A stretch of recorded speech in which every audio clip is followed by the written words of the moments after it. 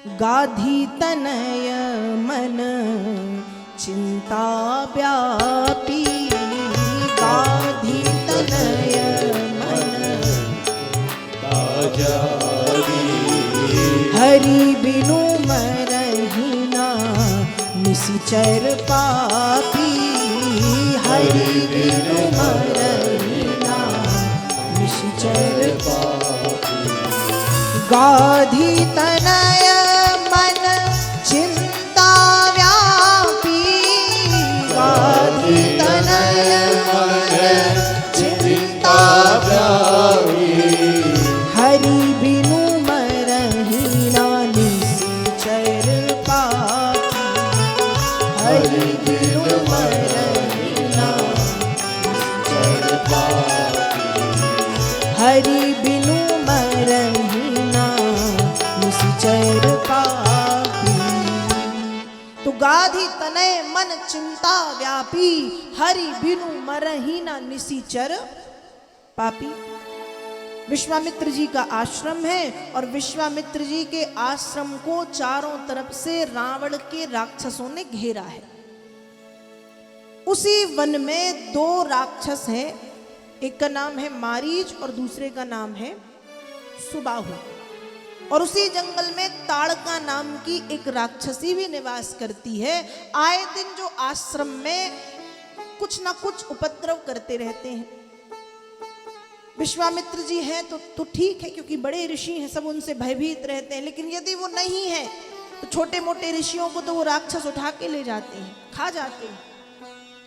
यज्ञ हो रहा है, हवन हो रहा है तो हवन कुंड में मदिरा डाल जाते हैं, हड्डियां डाल जाते हैं, मांस डाल जाते हैं। अत्याचार बढ़ रहा है, उपद्रव बढ़ता जा रहा है। और विश्वामित्र जी को जब यह बात पता चलती है तो विश्वामित्र जी विचार कर रहे हैं कि हरि बिनु मरहि न निशिचर पापी। ये जो राक्षस हैं, ये जो निशाचर हैं, ये हरि के बिना समाप्त नहीं होंगे। और हरि आ चुके हैं। हरि कहाँ हैं? हरि आ चुके हैं। हरि राजा दशरथ जी के यहाँ उनके बड़े पुत्र राम के रूप में अवतार ले चुके हैं। और जब विश्वामित्र जी को ये ज्ञात हुआ तो बिना विलंब किए हुए विश्वामित्र जी अयोध्या के लिए प्रस्थान करते हैं। अब विश्वामित्र जी जब अयोध्या पहुंचे, राजा दशरथ जी को पता चला कि विश्वामित्र जी आए हैं, तो भाग करके स्वागत करने के लिए महल के बाहर आए। खूब स्वागत सत्कार मान सम्मान करते हुए विश्वामित्र जी को भवन के भीतर ले जाकर के एक उच्च आसन पर बिठाया। और राजा दशरथ कह रहे हैं कि भगवान, आपने आकर के कष्ट क्यों उठाया? प्रभु, आप चाहते तो मैं स्वयं पधारता, आप खबर तो करते। विश्वामित्र जी बोले, महाराज मुझे आपसे कुछ चाहिए है, इसलिए मैं आया हूं। दशरथ जी कहते, प्रभु क्या चाहिए है, आप बताएं। आप जो कहेंगे, दशरथ आपकी सेवा में तत्पर है, खड़ा हुआ है, बताइए आपको क्या चाहिए। विश्वामित्र जी कहते हैं, महाराज क्या सचमुच मैं जो आपसे मांगूंगा आप मुझे देंगे? दशरथ जी ने कह दिया, रघुकुल रीति सदा चली आई, प्राण जाए पर बचन न जाई।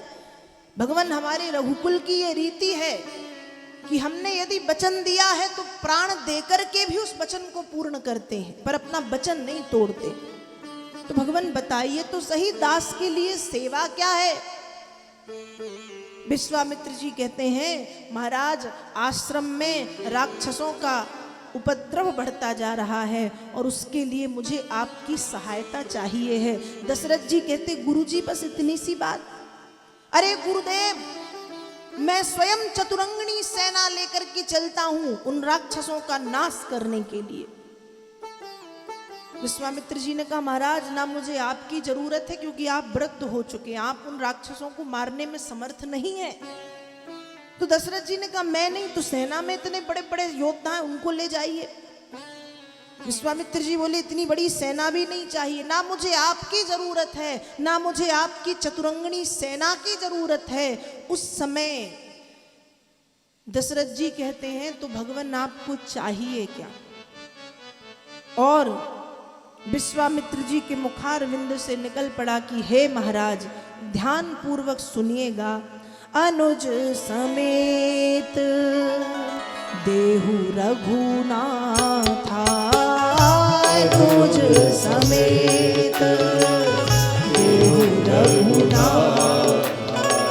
निशिचर बध में खूब सनाथा, निशिचर बध में खूब सनाथा, अनुज समेत देहु रघुनाथा, अनुज समेत देहु रघुनाथा, निशिचर बध में खूब सनाथा, निशिचर बध में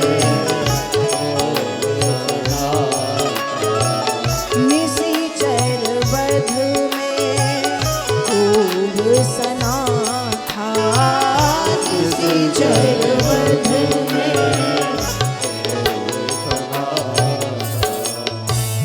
विश्वामित्र जी कह रहे हैं महाराज अनुज समेत देव रघुनाथा, क्या चाहिए मुझे?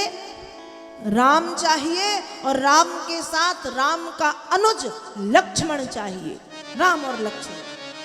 निशिचर बध में होब सनाता, वे दोनों उन राक्षसों का विनाश कर देंगे। दशरथ जी ने जैसे ही सुना मानो दशरथ जी के पैरों के नीचे से जमीन खिसक गई। दशरथ जी कह रहे भगवान मांगने के पहले आपने सोचा नहीं आप मांग क्या रहे हैं? आपको लगता है मेरे वो छोटे छोटे कोमल बालक उन राक्षसों को मार पाएंगे? विश्वामित्र जी ने कहा मुझ पे भरोसा कीजिए ना, यदि मैं आया हूं तो मुझे उनकी शक्तियां पता होंगी कि वो मार सकते हैं या नहीं। मुझे तो राम और लक्ष्मण चाहिए। दशरथ जी ने कहा भगवान क्षमा करें, सब सुत मोह प्राण की नाई, राम देत नहीं बनत गुसाई। मुझे मेरे चारों पुत्र प्राणों के समान प्रिय हैं, लेकिन राम तो मेरे प्राण ही हैं। आप मेरे प्राणों को मांगने आए हैं और एक बार आप मुझसे मेरे प्राण मांगिए, मैं प्राण निकाल करके रख दूंगा, लेकिन राम देत नहीं बनत गोसाई। भगवान मैं राम को नहीं दे सकता। हे भगवान चौथे पन पायु सुतचारी, विप्र वचन नहीं कहु बिचारी। वृद्धावस्था में बड़ी मुश्किल से मुझे पुत्रों की प्राप्ति हुई और आप उनको लेने के लिए आ गए। सोच भी कैसे लिया आपने कि मैं अपने राम और लक्ष्मण को आपको दे दूंगा? विश्वामित्र जी ने कहा महाराज तो बड़ी बड़ी बातें मत किया करे कि रघुकुल रीति सदा चली आई, प्राण जाए पर वचन न जाई। अभी तो आप बड़ी बड़ी बातें कर रहे थे, प्राण दे दूंगा, क्षत्रिय हूं, ऐसा वैसा ये वो। क्या वे बातें सिर्फ बातें थी? दशरथ जी ने कहा भगवान आपको जो समझना हो आप समझें, लेकिन मैं मेरे राम को नहीं दे सकता। इतने में वशिष्ठ जी वहां आ गए और जब वशिष्ठ जी आए विश्वामित्र जी ने कहा कि हे वशिष्ठ जी आप दशरथ जी को समझाइए। तब गुरु वशिष्ठ ने राजा दशरथ को समझाया है और ऐसा समझाया कि जो राजा दशरथ कह रहे थे कि मैं राम लक्ष्मण को नहीं भेजता, वो राजा दशरथ कह रहे ले जाओ, जल्दी लेके जाओ। क्या समझाया? गोस्वामी जी मानस में लिख रहे तब वशिष्ठ बहुविधि समझावा, नृप संदेह नास कह पावा। क्या समझाया है? इस चौपाई का एक अर्थ तो ये है कि दशरथ जी को वशिष्ठ जी ने बहुविधि समझावा, मतलब बहुत प्रकार से समझाया। और इस चौपाई का दूसरा अर्थ है वशिष्ठ जी ने दशरथ जी को बहुविधि समझावा, बहू लाने की विधि बताई है। कान में बहू लाने की विधि दे दी कि यदि चाहते हो कि बहुएं आ जाएं घर में, अयोध्या में और ज्यादा सुंदरता बढ़ जाए। अभी तो 4-4 पुत्र हैं, लेकिन जब 4-4 बेटियां, सुंदर सुंदर बेटियां अयोध्या के भवन में घूमेंगी तो सोचो महाराज तुम्हारे अयोध्या की दिव्यता और कैसी होगी। और यदि चाह रहे हो कि अयोध्या की दिव्यता भव्यता और बढ़ जाए, यदि चाह रहे हो कि बहुएं आ जाएं बेटियों के जैसी, तो भेज दो। तब वशिष्ठ बहुविधि समझावा, कान में बहू लाने की विधि बताई कि ये 2 जा रहे हैं, जाने दो, 4 बहुएं लेकर के आएंगे। जैसे ही राजा दशरथ ने सुना, राजा दशरथ ने तुरंत, भगवान ले जाओ, मैं तो कह रहा हूं साथ में भरत और शत्रुघ्न को भी ले जाओ। विश्वामित्र जी ने कहा नहीं, अभी मुझे 2 की जरूरत है, समय आने पर 2 को और बुला लूंगा। और इस तरह से समझा बुझा करके विश्वामित्र जी के साथ राम जी और लक्ष्मण जी को भेजा गया।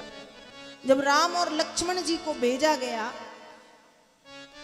वन में जब प्रवेश किया, वन प्रांत में, तो ताड़का नाम की राक्षसी, राम जी ने ताड़का का वध किया। ताड़का का वध करके राम जी आगे बढ़े हैं, गुरुदेव के आश्रम में पहुंचे। आश्रम में पहुंच करके गुरुदेव ने यज्ञ प्रारंभ किया। उस यज्ञ में राक्षसों ने अत्याचार करने के लिए, उपद्रव करने के लिए यहाँ वहाँ से निकल निकल के राक्षस आने लगे।